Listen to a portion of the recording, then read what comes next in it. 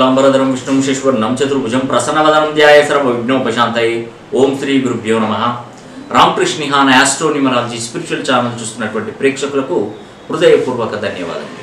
ఈ వీడియోలో ముఖ్యంగా నేను కొన్ని రాసుల పేర్లు చెప్తానండి।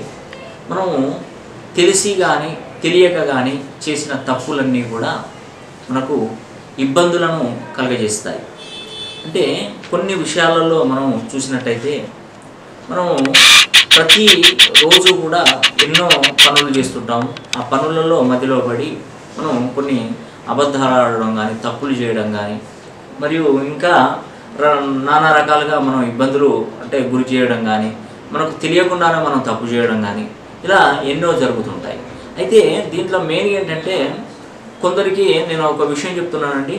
ఆ విషయం ఏంటంటే ఒక అతను అంటాడు మామూలుగా అసలు వాడు చాలా పరమ మూర్ఖుడు అయినా కూడా వాడికి భగవంతుడు డబ్బులు ఇస్తూనే ఉన్నాడే, మాకు ఇవ్వట్లేదే ఇంత నిజాయితీగా ఉండి అంటే అది మీ తప్పు కాదండి, అది 100% మీ తప్పు అన్నాను నేను।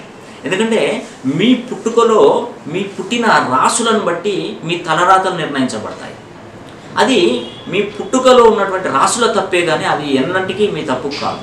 ఎందుకంటే నేను ఇంత కష్టపడి ఇంత నిజాయితీగా సంపాదిస్తే నా దగ్గర ₹1 ఉండట్లేదు, వాడు మందిని కొట్టుకొని బ్రతుకుతున్నాడు, వాడు ఎందుకు అలా అవుతున్నాడంటే అది రాసుల ప్రభావం, వాళ్ళు పెట్టుకున్న పేరు యొక్క ప్రభావం వలన అదృష్టం అనేది కూడా తప్పకుండా వాటిల్తుందండి।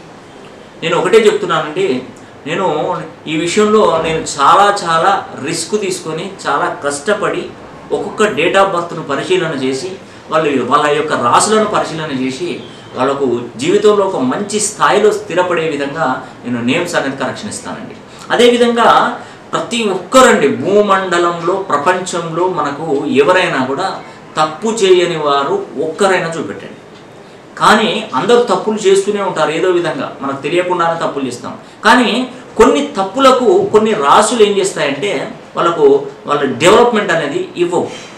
కొన్ని రాసులలో పుట్టిన వరకు అసలు డెవలప్మెంట్ ఉండదు, కానీ కొన్ని రాసులు తప్పులు చేసినా కూడా వాడు పైకి వస్తూనే ఉంటాడు। దానిలో ఎన్నో ఉదాహరణలు ఉన్నాయండి, ఒకరి గురించి మనం చెప్పుకోని అవసరం లేదు। కాబట్టి అంటే మన జీవితం ఏంటి, మనం ఎలా బాగుపడాలి, మన గురించి మనం తెలుసుకోవడం ముఖ్యం। కాబట్టి నేను కొన్ని రాసులు చెప్తాను। ఇంకొకటి భగవంతుడు అనేవాడు సృష్టికర్త। ఈ సృష్టిలో మనం మానవులు అనేవాళ్ళు కేవలం నిమిత్త మాత్రులు మాత్రమే। భగవంతుడు అనేవాడు మొత్తం నడిపించే ఒక మీట, అంటే ఒక బటన్, ఆ బటన్ ఎలా మనం ఫిక్స్ చేస్తే మనం అలా నడుచుకుంటాం। కాబట్టి ఒక లైన్లో ఉన్నటువంటి బల్బులన్నీ కూడా ఒకే మీట మీద ఆధారపడినట్టు మనకు భగవంతుడు అనేవాడు కొన్ని రకాలుగా మనకు ప్రయోజనాలు చేకూరుస్తూనే ఉన్నాడు।